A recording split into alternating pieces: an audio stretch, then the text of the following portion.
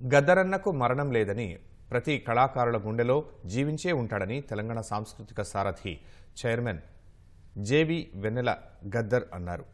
నిత్యం ప్రజల కోసమే ఆలోచిస్తూ ఉండేవారని, చివరి క్షణాల్లోనూ అదే తపన చూపించారన్నారు. ప్రజల్ని జాగృతం చేస్తూ ఉద్యమం వైపు నడిపించిన చైతన్యమూర్తి ప్రజాయుద్ధనౌక గద్దరన్న అని కీర్తించారు.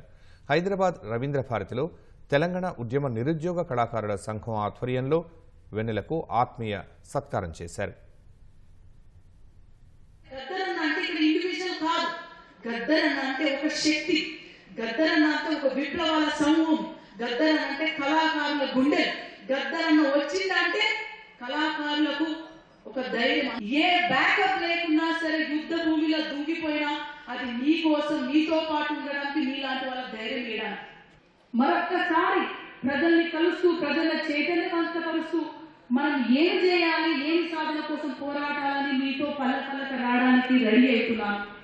ప్రతి ఒక్క గుండెల్లో, ప్రతి ఒక్క కళాకారు గుండెల్లో, ప్రతి ఒక్క అమ్మ గుండెల్లో, ప్రతి ఒక్క రచయిత గుండెల్లో, ప్రతి ఒక్క సామాన్య గుండెల్లో గద్దరన్న కనిపించిన. గద్దరన్న మర్చిపోలేదు, ఆయన మరణం లేదు.